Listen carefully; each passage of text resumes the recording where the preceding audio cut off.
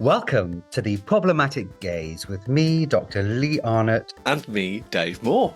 Each episode, we'll take a piece of pop culture from the last 60 years and examine it through the problematic lens. Is it problematic? If it is problematic, what does that say about society and culture then? And what does it say about society and culture now? And before we take a deep dive into our chosen topic, we'll look at the news events of the day. We'll look at what was in the TV landscape, and we'll also look at the charts.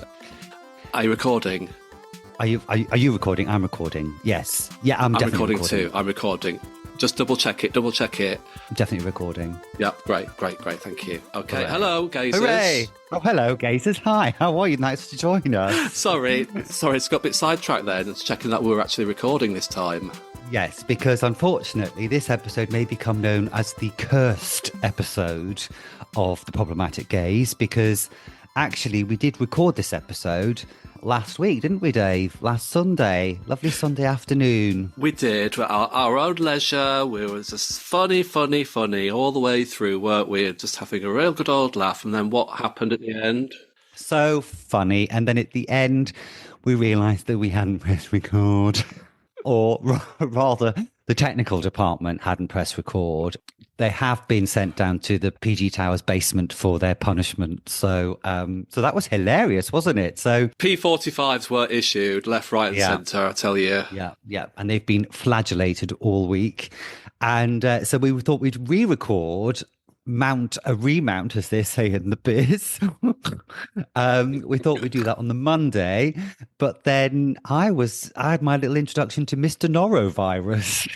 And then had 48 hours of what I can only describe as an exorcism, in which I was the part of Linda Blair. And let me tell you, the demons were flying from my body for 48 hours, love. It was grim and a half. So sorry if everyone's having their breakfast, but hey-ho. So here we are. Nothing is going to go wrong with this recording. Nothing, is it, Dave? Nothing is going to go wrong. And by the way, what a lovely picture you just painted for the audience then. We're fully recorded. We're checked, double-checked and triple-checked. Here we are. Yes. And apologies to everybody who was waiting for our episode to download on Tuesday. That didn't happen, so apologies for that. But you'll be rewarded with a double whammy of episodes coming up over the next few days. So all good things come to those who wait. Exactly. And I have one slight errata to bring up from the last episode on our episode on the Prime of Miss Jean Brodie, because we had a lovely email from Joe in Norway, another international listener, darling, who loves the podcast, but did want to pull me up on a mistake I'd made when I'd referred to the actress Pamela Franklin, who played Sandy in The Prime of Miss Jean Brodie, and who is one of my favourite actresses, actually. And I've seen lots of her films, and I know her work very well. And as a schoolboy error, I referred to her as Sabina Franklin, the lesser-known star of various 70s and 80s sitcoms in Britain, who's also a very nice lady, but not Pamela Franklin. And before my brush with Mr. Norovirus, I was in the PG Towers basement, self-flagellating and beating myself. So many apologies for my mistake, because they rarely happen, do they, Dave, quite frankly? No, they don't, Lee. They really, really don't. And, we do all the research ourselves, and, we work really hard on the podcast. And unfortunately, that one slipped through the net by Lee. It was a stupid mistake made in the heat of podcast recording, holding our feet to the coals as we record this podcast. So many apologies to Joe, many apologies to everybody. Yeah, absolutely. And thank you, Joe, for sending that in. And Joe also goes on to say in the email that how much he enjoys the podcast. So that wasn't the only reason why he was emailing in. So it's nice to know we have got international listeners. And Joe, please keep us on our toes in case we make any other unforced errors. But anyway, don't beat yourself up about it, Lee. Too late. Come on. It's such a tiny little thing. And we march onwards. We do, but I'm really sorry, everybody. Not that I'm joining in, Joe, in having a bone to pick with you, Lee, but I've got a little bone to pick with you. Oh, yeah. So, I get up nice and early this morning from going into London town for a meeting, but fortunately it got cancelled, which is fair enough. But what I thought I'd do instead is, as I was up and about very early, was put all the ingredients together to soak my fruit for my Christmas pudding, which you then put in the fridge for a week and give it a little shake every now and again. So I got obviously going through the tick list of ingredients, went to the supermarket yesterday, got everything in, get to the first ingredients, 3 tablespoons of rum. So what do? Go to my little liquor cabinet where I keep all my spirits. No rum. Do you have anything to say about that, Lee?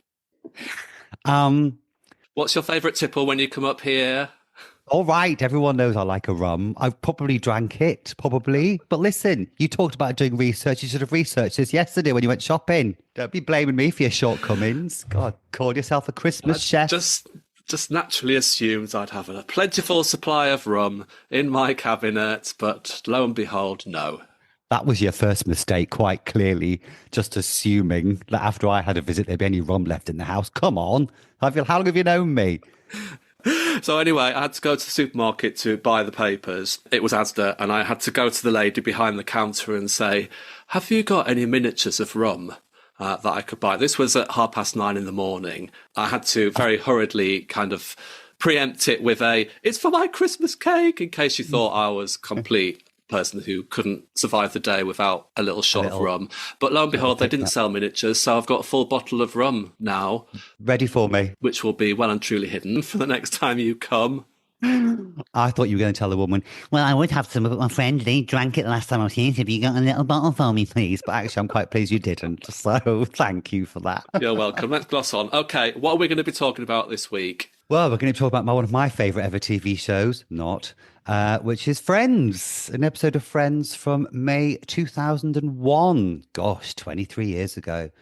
What is Friends, David? Yeah, so we're going to be watching an episode from season 7, episode 22, called The One with Chandler's Dad. But before we get into all that, I'll just give a brief overview of what Friends is about, in case anyone out there doesn't know. So Friends is an American television sitcom created by David Crane and Marta Kaufman, which aired on NBC in America from 1994 to 2004, lasting for 10 seasons. It's got an ensemble cast: Jennifer Aniston, Courtney Cox, Lisa Kudrow, Matt LeBlanc, Matthew Perry and David Schwimmer, and the show revolves around 6 friends in their 20s and early 30s who live in Manhattan, New York City. So that is it in a nutshell. What's your relationship with Friends, if you have any? I didn't like it. I can't lie, I didn't like it.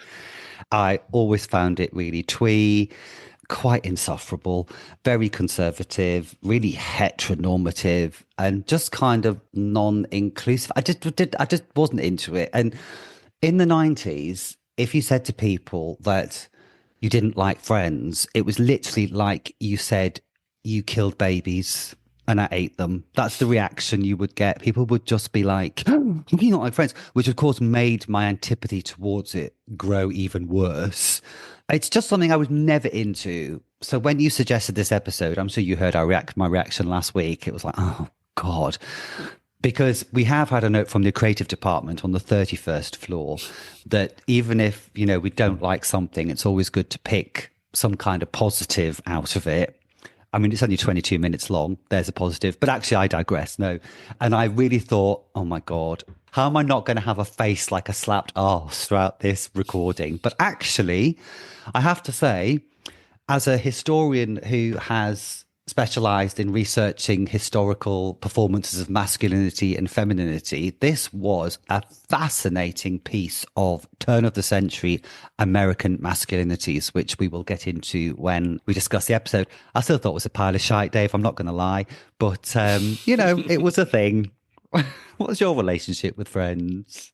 Well, I think during the 90s, my taste might not have been as sophisticated as yours or well-developed as yours, because I really loved Friends. I really loved it. I just thought it was... I think I could identify with them because at the time I was kind of going through flat sharing, etc., and, getting into all sorts of scrapes. You're right, it is very heteronormative. It's a very white show. But for the time, I loved it. And I particularly loved the female characters. Wonder why that is. Because I think all the male characters were very straight, characters, so I couldn't really identify with them. But of course, you know, I could identify with our sisters, and in particular Lisa Kudrow, who I thought was phenomenal, and went on to star in The Comeback. I don't know if you've ever seen that, but that is another phenomenal piece of television. Never seen it. Okay, right, I'm sending you the link. It's right. Brilliant. Going to have a look at the news events of 2001 in the UK. So does that mean we're going to have to visit the news desk, Dave? I think it might be. Let's go. Hello, welcome to the news desk. I'm just going to let you have that one because you enjoy yourself so much when you do it. I really enjoy it. I don't know why it makes me chuckle. It's deeply annoying. Do it again. No, I can't do it again. We don't want to give the audience too much, darling, of a good thing. Let's hold back something. That's true. So this episode of Friends was broadcast on May the 10th, 2001. What was going on in the news in 2001, Lee? Why don't you kick us off? Well, there's a lovely opening to the year when a report by the Department of Health suggests that Dr. Harold Shipman, who was convicted of 15 murders the previous year, may have killed more than 300 patients since the 1970s. Dr. Shipman, in case you didn't know, was a GP. That means he's a local doctor. People would go from all over to visit him. And he was killing his elderly patients and has turned out to be one of the world's most prolific serial killers, if you like that kind of thing. Wow. Now, obviously, we're not going to do a deep dive into the psychology of Dr. Harold Shipman in this podcast, but it always made me wonder why he did what he did. Did he think he was doing a good thing, or was it for malicious reasons? Who knows? Let's just full stop it there. I just don't know. It's unfathomable, really, isn't it, what he got up to? Yeah, on the 8th of January, the Sexual Offences Amendment Act 2000 comes into effect, and it reduces the age of consent for male homosexual sexual acts to that of heterosexual and lesbian acts. So it gets lowered to 16 and 17 in Northern Ireland. And that's in 2001, you know, so we're finally kind of equal in that respect. And isn't it funny that, you know, lesbianism is never something that's been ever illegal in any kind of jurisdiction in this country? It's never been on statute books. It was only gay men that were rendered illegal by who they choose to sleep with, you know, and that's in all even in the armed forces, you know, lesbianism was never ever something that was officially denigrated and denied in a way that homosexual gay men were, you know. Well, that's your forte, isn't it, Lee? That's what you did your PhD on, sexuality in the armed forces. Exactly. I did. Yes, I did. Dr. Lee Arnott, hello. In February, the foot and mouth crisis begins. What do you remember of that? All I remember is at the time, in 2001, I was studying TV and theatre at a place called Arts International in Yorkshire. And one of my jobs was to be a location manager on this outside shoot that we wanted to do. And we needed to find a barn, a wooden type barn. So I drove around the whole of South Yorkshire looking for a barn and approaching farmers over the farm gate to ask if we could use their barn for location filming.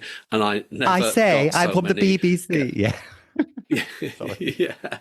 Could we borrow your barn? I never got so many fuck off, get off our fucking land before I shoot you kind of vibe off them, because obviously it was just everywhere, this foot and mouth, and it could be transmitted on the sole of your shoes, you know, so that no wonder they were just like, get the fuck away now before I bring my gun out to you. Yeah, so I never quite did get the location we wanted. No, I'm sure. All in the studio in the end. I remember the film footage of the fields of these piles of cows being burned. It was horrible. And my mum at the time, she used to go around the old folks in Northumberland doing their feet. And she remembers driving past these fields of burning cows. She said it was so disturbing. It was horrible. You know, their corpses. She said, but the thing was, it smelled really good. It smelled like roast beef. It was just like, oh God. Anyway, every cloud. I could just imagine your mum driving around with her mouth watering all these fields, just burning cows all around. Salivating profusely. Okay, so something that's very current at the moment actually just happened today. I mean, that makes this sound like really happy news, but obviously it's not. On the 16th of May that year, Deputy Prime Minister John Prescott punches a protester who threw an egg at him in Rhyl. Now, sadly, John Prescott has just passed away. I remember when it happened, and it kind of gave him a bit of kudos, didn't it? Because, I mean, quite right, this guy threw an egg at him, and I just love the fact, because I didn't realize he was an ex-boxer. He was like a amateur boxer, John Prescott. So one person you don't want to fuck around with in close proximity is John Prescott. I kind of thought, yeah, good for you, John. You know, he was very much that kind of. Yeah. He's a bit like the Angela Rayner of his day, wasn't he? That kind of rough northern, you know, straight talking. I really liked him. I loved his uber glamorous wife. I thought she was fab. I mean, she was that northern woman that just wouldn't go out without all her makeup on, the hair done, the outfit. You know, even if you just pop in the shop for a pint of milk, you got to look your best at all times. Just fab. What was her name again? Pauline. Pauline, yeah. I met Pauline once. Did you? I served her and John Prescott when I worked as a waiter in a restaurant in a theatre in Scarborough. You know, about this time probably. Yeah, she was sort of very, very glam, very sophisticated, and very, very friendly, as was he. Very polite, very friendly customers. And I always remember at the end he handed me his credit card to put the payment through, and the first time I'd ever seen it on a credit card was written "The Right Honourable John Prescott." Wow, gosh. That's my story about Pauline. Oh, and he's died today, bless him. R.I.P. John Prescott. Speaking of more politics, there's a curious echo in 2001 that happened this summer in Britain when in June the Labour Party wins the general election, it's their second landslide victory. And then we get summer race riots across the country, starting in the north, Yorkshire and Bradford, and then they end up in Brixton in July, you know, and it's a curious echo of what happened this year when you get a new Labour government and then you get riots, which ostensibly aren't about race, but really are. But the riots in 2001 were people of colour rioting about the shitty conditions they had, whereas this time it was about racism. So Yes. I don't like to say where that means we are as a country, but there we go. Well, I think we all know, don't we, where we are as a country at the moment. So moving on. So on the 10th of September, this was a very popular story at the time. Charles Ingram wins £1 million on the television game show Who Wants to Be a Millionaire? But the prize is cancelled after he's accused of cheating. Are you all right there? Have you got a frog in your throat? No, I'm cheating for you. That's what happened, isn't it? I'm doing a bit of cheating, Who Wants to Be a Millionaire style. Wasn't the guy in the audience coughing every time? I'm not sure how it happened. Oh, didn't he cough when the right answer was read out? I mean, it's a bit fucking obvious, isn't it? You know? I think what happened was, I do remember there was a dramatisation of it quite recently with Matthew McFadden. And I think what he did was, as he was kind of deliberating what the answer might be, he'd be like, well, it might be B because this, and this, silence. Or it might be C because... Right, yeah. I'm going to ask you a question now. Okay. And I think I know what the answer's going to be. Do you like Harry Potter? Okay, I think the silence speaks volumes there. I'm with you on this. I don't like Harry Potter either. But on the 9th of November this year, the film Harry Potter and the Philosopher's Stone is premiered in London. That was the first of many adaptations of the book, wasn't it? I read the first half of the first Harry Potter book and watched the first half of the first film. And that is where my association with Harry Potter ends. Yeah. It was just, I remember at the time, everyone reading them. I think I read some of them. I didn't read all of them, with increasing feelings of, I don't care. There was a fairly big international event we can't overlook on the 11th of September. And that was one of those moments where it felt like the world had suddenly tilted on its axis a bit, didn't it? It's a real, you remember where you were when it happened. Where were you? What were you doing when it happened? I was at my friend Jeanette's house. I was staying with her, basically up a ladder, painting a ceiling, and just watched the events unfold in real time. I was with a group of Danish journalists watching it, and just the horror. I was actually doing a stand-up gig that night. I remembered I was doing a stand-up gig that night in Soho. First of all, I rang the guy and said, "It's still on." He went, "Absolutely, it's still on." I was like, "Who's going to be out tonight?" Because it was shocking. But actually, and I was thinking about this. I don't know if I was kind of romanticizing it, but I genuinely don't think I was. But there was an atmosphere in Soho that night that it almost felt like people were thinking, okay, if this is the beginning of the end of the world, we're just going to have a good time. And The gig was packed. It was really good crowd. Totally unexpected. I thought would go completely the other way, which is some level of some strata of British society. When the bomb drops, we'll be having a party. And I think I shall be there with them as well, because what else are you going to do? You know. You'd probably be partying with one of my bottles of rum. All right. God almighty. You know what? Shall we have a look at what big events happened on the telly that year? First of all, in January, Blankety Blank makes its debut on ITV, hosted by Lily Savage, which, if you haven't gone onto YouTube and watched the outtakes of Lily Savage presenting Blankety Blank, then please get on the case, because they are some of the most hilarious clips I've seen on YouTube. They're brilliant. Yeah. I mean, she was just a mistress of her craft, wasn't she, Lily Savage? Absolutely. I've seen them as well. And it's like watching Lily Savage back in the day at the Royal Vauxhall Tavern or the Black Cap. You know, it's like a live Lily Savage show with a bit of Blankety Blank in the middle of it.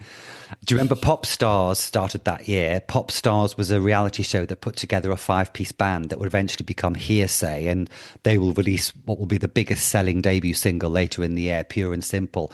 I was obsessed a bit with Pop Stars. We all loved it. Did you enjoy it? I don't remember watching it, and I don't know where I was at the time, but it was something that completely passed me by. I didn't watch it. In March, EastEnders character Phil Mitchell is wounded by a mystery gunman on his doorstep in one of the most memorable TV storylines of the year. This episode of EastEnders was watched by 17 million viewers. Yeah. That's just amazing, isn't it? Yeah, I was one of them. That was when I used to watch EastEnders, and I loved that. I thought it was so great. It was really dramatic. And who shot Phil? Who was it? Turned out to be, was it Lisa? Yes, turned out to be Lisa. Yeah, great stuff. And in July that year, Richard and Judy host their final edition of This Morning. They've been on the telly for 13 years.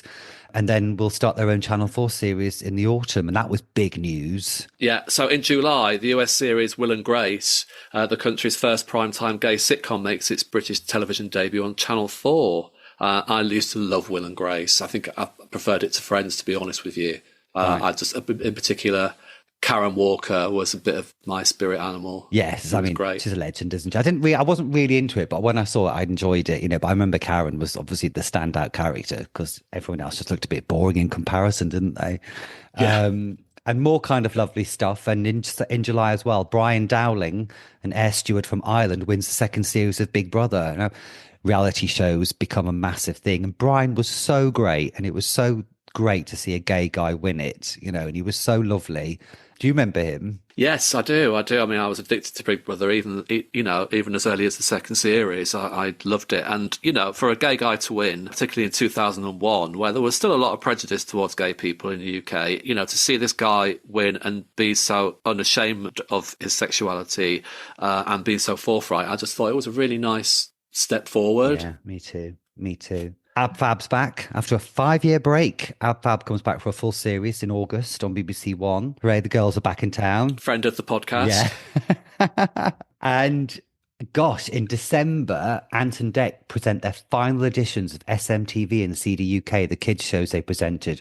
They wanted to leave kids TV to concentrate on developing their primetime television careers. Now, whatever happened to Ant and Dec? I mean, they just kind of vanished, didn't they? Yeah, check them out. See what happened. They're probably working in a kebab shop in Newcastle. They might be listening. If you're listening, Ant and Dec, get in touch. Let us know how you got on. We'd love to hear from you. Okay, so on Christmas Day, 25th of December, for everybody who needs to put that in their diary, Only Fools and Horses returns for the first of 3 Christmas episodes after previously ending in 1996. So to celebrate the sitcom's 20th anniversary, and the special If They Could See Us Now gets 21.34 million viewers, and it's the UK's highest rated show of the entire decade. Wow.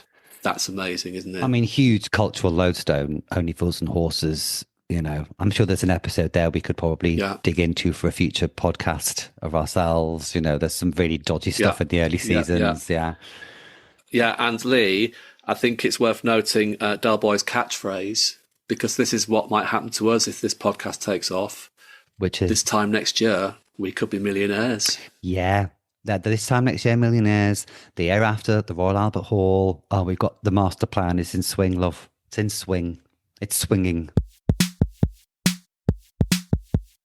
Right, should we have a look at the charts for this week then, Dave? Let's do it. So this is the official singles chart top 40 for the UK on the 6th of May 2001.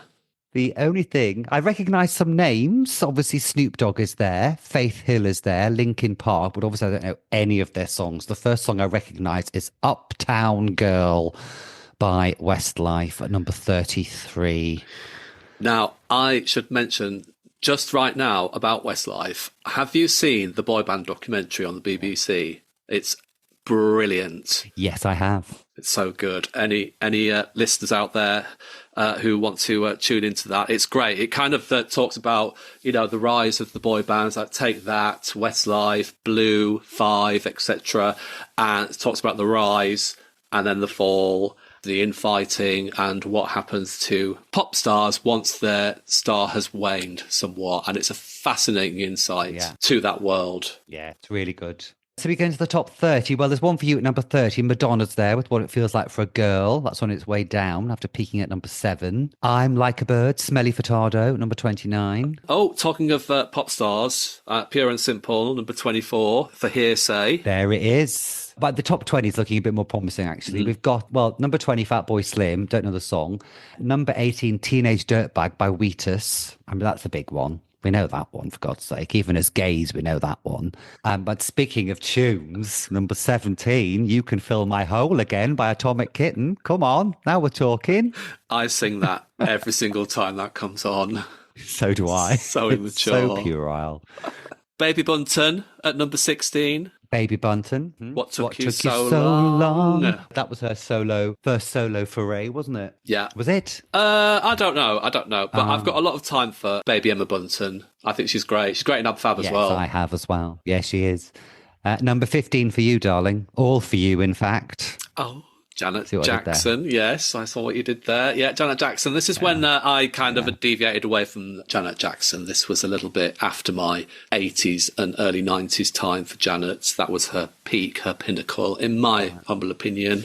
You'd put away your military jacket, had you, at this point, and stopped doing kind of weird strutting dancing around the house, right? Absolutely. Right. Stephen Gately, I don't know the song, it's called Stay. Stephen Gately, such a nice soul, obviously gone too soon. Number 12, Clint Eastwood, Gorillaz. That's a good song. Top 10, Get Your Freak On at number 9, Missy Elliott. Ronan Keating. Now, was Ronan Keating in the same band as Stephen Gately? I always get them confused. Yes, he was. Yes, they were both Boyzone. Boyzone, yes. That was it. So Boyzone is split by this point, obviously. Now they're all doing their kind of trying to do their solo stuff. They're a Survivor at number 7, Destiny's Child. Lee, Thought I Wouldn't Sell Without You, sold 9 million. That was a controversial lyric in the Survivor song. Beyonce's dig at her former bandmates, which I think they sued her for, or attempted to sue her for. Did they? Yes. Right. Out of Reach, Gabrielle at number 5. Is that from a film? I think it was from Bridget Jones. I think it was. Are you a Bridget Jones fan? Please tell me you are. I'd say okay, but I think it's super interesting to look at Bridget Jones now because obviously, again, it's all that whole thing about her weight is a constant thing, isn't it? You know, I think it would be a really good one to look at through the problematic lens, actually. But you'd be hard pressed to sway me away from loving that film. Number 2, Don't Stop Moving, S Club 7, and that's quite literal, that, because you cannot stop moving when that song comes on, I find. You can't. You absolutely can't. It's a classic. I remember when that song came out, because S Club, but so that's when they tripped into the adult league, didn't they? That was a song that brought them to the attention of grown-ups. Before that, they're just being like for kids, I guess, you know. But this was the one that suddenly started hearing S Club 7 in clubs and stuff, and it was like, this is great. So we know already, because we did this last week, but the number 1 song is by the Queen of Pop herself. It is Madonna. Miss Jerry Halliwell. No, it's not. I'm so sorry. It's Jerry Halliwell with It's Raining Men. From the Bridget Jones soundtrack. From the Bridget Jones soundtrack. And I'm sure that the Weather Girls were worrying about their legacy. You know, maybe that Jerry Halliwell was going to completely usurp their memory with the recording of this song. But I'm pleased to say she didn't. It's a dreadful cover. I can't say anything else. You know, it's dreadful. So should we turn our attention to the episode in question then? I have a little synopsis here for us, darling. Go ahead. So there are 3 separate storylines in this episode. Rachel and Ross get pulled over twice by the police while driving Monica's Porsche. Rachel is able to be let off by flirting with the police officer. Ross, after unsuccessfully attempting the same, gets booked. Meanwhile, Joey is having a crisis of his manhood, brought on by spotting that Phoebe's new boyfriend wears her underwear and has his masculinity challenged by her. He tries some lacy underwear for himself with hilarious consequences, apparently. Meanwhile, Monica and Chandler visit Chandler's dad in Las Vegas as Monica is concerned that Chandler hasn't invited his dad to their upcoming wedding. In Las Vegas, we discover that Chandler's dad is actually a drag queen, only played by Kathleen bloody Turner, and the two reconcile. The final scene sees Joey's attempt to reassert his masculinity by coming onto a girl in the coffee shop. His attempt is thwarted when he inadvertently pulls out of his pocket the pair of lacy knickers he's just removed in the toilet. I mean, I nearly died. That's pretty much the episode. Can I just say, are you saying Chandler or Chandler? I don't know what I was saying. Chandler? Chandler? Is it Chandler or Chandler? It's Chandler. I think our listeners can understand the difference. I think our listeners will find that quite amusing. That shows you how much I love Friends. Yeah. Okay, so shall we dissect each story one by one? Why don't we start with Chandler and Monica? Right. Because this episode has become a bit controversial because of what seems to be a perception of the trans issue in this episode. Although for this episode, it doesn't actually state that Chandler's dad is trans. It continues to reassert that he is a drag queen.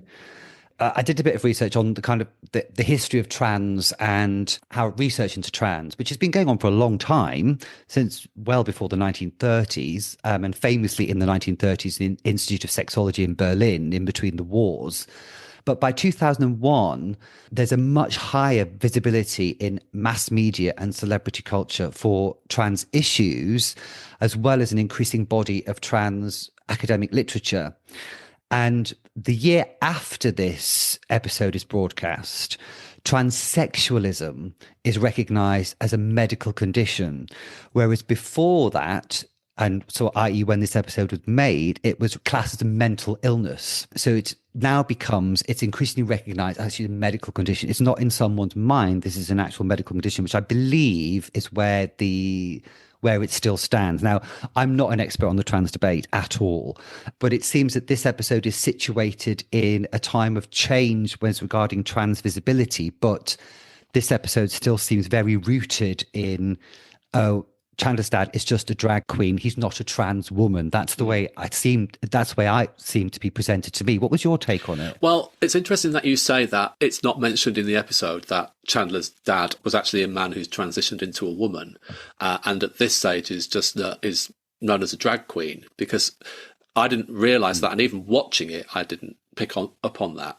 So in this respect, in this episode, he references his dad as a he all the way through. There's no, obviously through a modern lens, if it was known that this person was a trans woman, for Chandler to constantly reference as a he, and any other character to reference Chandler's dad as a he, that would be problematic through a modern lens, wouldn't it?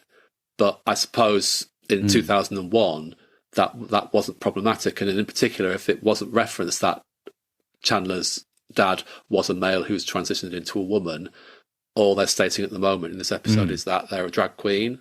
So yeah, I think in retrospect it's problematic, but actually the reasons why it's problematic are a little bit muddied because of people's recollections of this particular episode.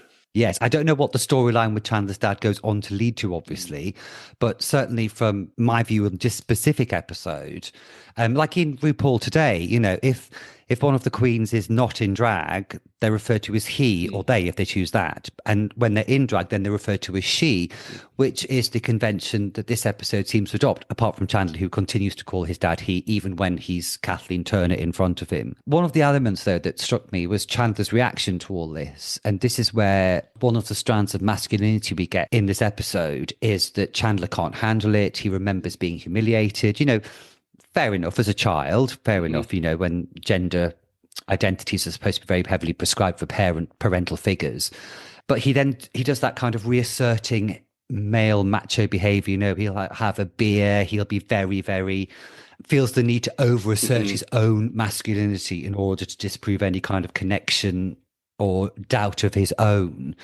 And if we could segue into Joey's storyline, which is all about Joey having his manhood challenge, you know, these two guys represent the kind of America that we've seen in the last couple of weeks with the re-election of Donald Trump, in that America is still a society which is hidebound by a lot of rules on masculinity and the power of men and what men are able to do and supposed to be able to do, to the detriment of women. So we can choose a president who's clearly nuts, but because he's not a woman, he's okay. And Joey can't get his head around the fact that Phoebe's new boyfriend wears lacy underwear. And it really freaks him out. And she questions his, and she says, well, he's all man because he's able to do that. He's comfortable in his own masculinity. Whereas Joey clearly isn't. Joey says something like, yeah, he looked like a real lumberjack in those pink laces, you know. And I thought his storyline was super interesting because he so kind of encapsulated that fragile masculinity that constantly have to polices itself to make sure it's not doing anything that's slightly feminine, that's not doing anything that slightly can be construed as anything other than heterosexual. And here we are still to this day, you know, when that manhood has almost transmogrified into this kind of toxic masculinity, which pushes that to the utmost extreme. But I thought it was quite a skillfully written scene. The questions Phoebe asked him were kind of gentle joshing, but actually, what is your problem with it, you know? Yeah. But then I thought, telling him that later on, Joey does try the knickers on, a pair of, I don't know who his flatmate is, but he gets a pair of knickers. He has to pump himself up, literally physically. He does this, rah, you know, this kind of almost Maori kind of pre-match thing to get himself ready to put this. And I was like, wow, you're just putting on a pair of pants, Joey. Come on, pull yourself together. But again, that speaks about the borders that heterosexual masculinity keeps very much controlled. You know, he has to build himself up to put on a pair of women's knickers because for him that's like a massive transgression of his masculinity. While in the same episode we have Kathleen Turner pretending to be a man in a dress. It's it's a really interesting juxtaposition, I thought. Whereas I think, you know, you see all the time, you know, men on stag do's dressing up in nurses' outfits or putting women's underwear on in bras and things like that, which I think Joey strikes me as the kind of person who wouldn't have an issue in doing that. But it was absolutely. I think it was kind of his aversion to it was like, oh, Phoebe's boyfriend's wearing these knickers in secret. He's like not doing it to project a macho image of a man wearing women's clothes as they would if they were perhaps on the stag do or something like that. So yeah, I thought it was really interesting. Just to jump back slightly to Chandler's dad, did you have an issue with her being the butt of the joke? Because it felt very much to me as though they were sensationalizing her and she was the butt of the joke on a few occasions. There was the joke was, you know, was it knowing that it was actually Kathleen Turner we're seeing? Was that the joke? I couldn't quite work it out. I mean, she was fantastic, but they were able to mine a level of pathos after the encounter. You know, when they're reconciled, it was quite pat, to be honest, but they were reconciled, and I did feel that kind of emotion at the end of it, but I didn't really. It was a really confusing element to this episode, actually, the fact that Kathleen Turner was playing a drag queen, because I couldn't quite work out what it was trying to say. It was a really muddy episode. Do you know what I mean? It was kind of. I think the reason why it was muddy is because they used a named star playing the drag queen, Chandler's dad, and it was really muddy because in today's world, if this is recorded now, then you would either get a drag queen to play the role or a man to play the role. With the fact that it's a woman playing the role, when in fact we're talking about Chandler's dad here, a male person, but they've got a female star to play the role as a drag queen. I think that's where it's all a little bit, the messages they're sending out is a bit confusing. Yeah, and they've never said that the character is a trans woman, just that he's a drag queen. Now, I don't know if that was the convention of the TV at the time. Yeah, it's weird. It's just confusing to watch now. Yeah. It's, and again, we hold our hands up. We're not experts on the trans debate here at all, but for a piece of TV history, it's just a little bit odd. Yeah, it is odd looking at it now that Kathleen Turner is a woman playing a man dressed as a woman, and I guess that's kind of they got a name Star because it was a kind of like a more palatable, digestible, sanitized version of what they wanted to say. Yeah, and they're visiting him in a drag bar. He's doing a cabaret in a drag bar. So again, there's no hint of this is a trans woman. It's a drag queen. Some of the makeup on those drag extras, by the way, was dreadful. I mean, they'd be kicked off RuPaul in week 1. And one of them was Alexis Arquette, who was a recognised drag queen at the time. Really? Didn't know that. Yeah, who then goes on to become a trans woman, I think. What do you think about Ross and Rachel's storyline in this episode? Because they're driving around in Monica's Porsche, hilariously, apparently, and they get pulled over by the cops. There's that weird sequence when there's a hot cop who stops and pulls them over. Rachel doesn't have a driving license. Ross is a gibbering wreck in the front seat. Speaking of, Ross is a deeply emasculated character in this episode. I don't know if that's what he's like normally, but as another representation of masculinity, Ross is the kind of the comedy guy who's very much a bit pathetic, as far as I could tell. But that whole sequence with the cop was really fucking weird. Like, she shows the cop his driving license and he starts to compliment her picture, says she looks beautiful, she looks pretty. And then she flirts successfully with him and is able to get off the charge. And I was like, what does this say about... Let's have a look at the character's privilege at this point, because she's a white woman, driving a Porsche, and she's able to do this. And I thought, wow, because she's a beautiful white woman, she's able to do this in a way that a lot of people, for example, Ross and the later on in the episode, is unable to do. But the cop was just like perving over her, and it was just all a bit, ooh, this is a bit weird. What am I watching here? Is this okay? It was a bit odd. I didn't mind it. I didn't mind it at all. It was just a woman using what she's got to get out of a tricky situation. It's just a tale as old as time, It wasn't so much Rachel's behaviour, it was the way the cop was reacting to it. I just thought it was a bit sleazy and a little bit, yeah, he's gorgeous, but it was just, I don't know, I found it. I didn't mind it at all. But you were getting off on it, weren't you? Yeah, I was. It's so predictable. I just thought it's just quite a good story, well written, and it's a scenario that countless women have found themselves in being able to flirt her way out of a parking ticket. Didn't really think anything problematic of it. I felt Ross's, when the roles were reversed and Ross got stopped, and his flirtation with the cop was really funny as well, that he was trying to pretend to be gay and flirt with this guy to get off the ticket as well. I just felt this story was fun. Didn't find anything problematic about it. You did, obviously. Well, just the cop, I thought he was a bit sleazy. I was like, oh, fuck off. Not one of your fantasy scenarios then? Yeah, obviously, but I don't want to see it in Friends.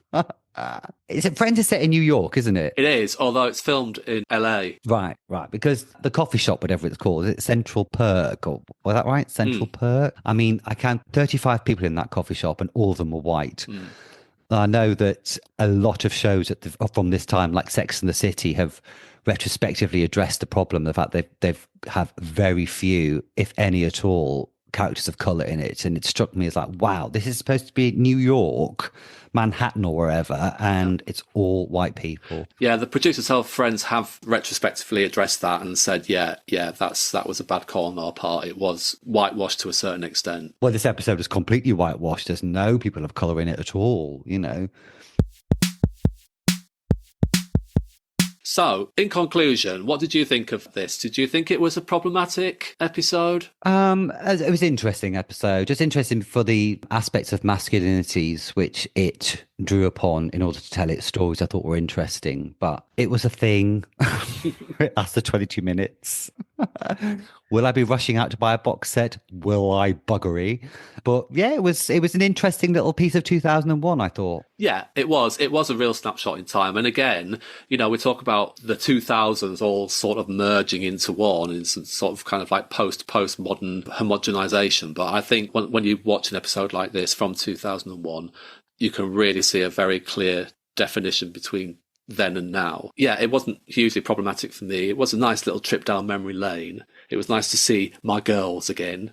But yeah, it was fun. I enjoyed it. And thank you very much, Lee, for sitting through it, because I know it was a strain for you. It was only 20 minutes. And I actually have a Rachel wig, which I had bought back in the day. It's in the drag bag. Even to this day, my Rachel wig, although it's like an old dishcloth these days. But yeah, I had a Rachel wig. I did not wear it while I was watching this episode. I'm sensing an Instagram post coming on. And I had a Jerry Halliwell wig as well. So there we go. Oh. A Ginger Spice wig.